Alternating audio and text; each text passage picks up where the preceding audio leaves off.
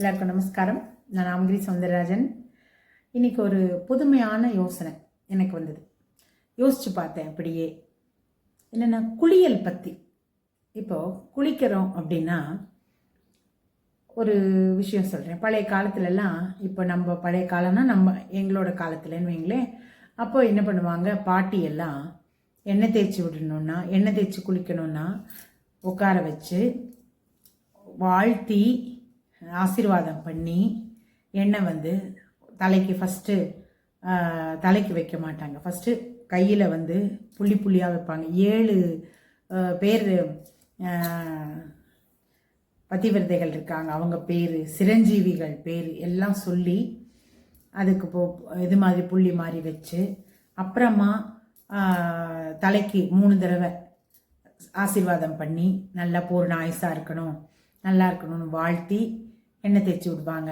அப்புறம் நுனி முடி இருக்கு பாருங்க, அந்த நுனி முடிக்கு, பெண்களுக்கு நுனி முடிக்கு எண்ணெய் கண்டிப்பாக தடவணும். தடவினா பிறந்த வீடு நல்லா இருக்கும், பிறந்த வீட்டுக்காக வாழ்த்தி அந்த நுனி முடிக்கு தடவுவாங்க.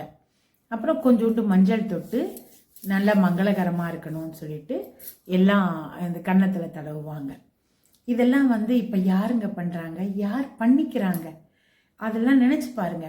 இப்போ சொல்லுவாங்க எண்ணெய் தேய்ச்சி குளிக்கிறதுலாம் ஒரு பீட பரிகாரம் மாதிரி.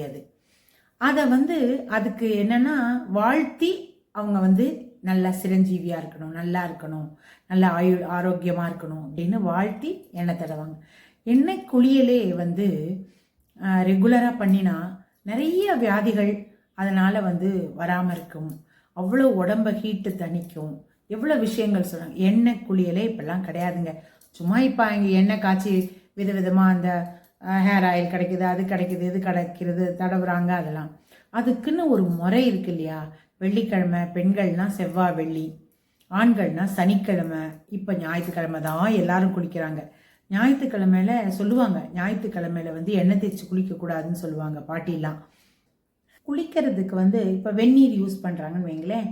அப்போல்லாம் நினச்சி பாருங்கள், குழந்தைங்களுக்கு குளிப்பாட்டும் போது கூட ஃபஸ்ட்டு காலில் போட்டு கொஞ்சம் கொஞ்சமாக தொடை, அப்புறம் மேலுடம்பு, அப்புறமா மூஞ்சி, அப்புறம் தான் தலை, அந்த மாதிரி தான் பண்ணுவாங்க.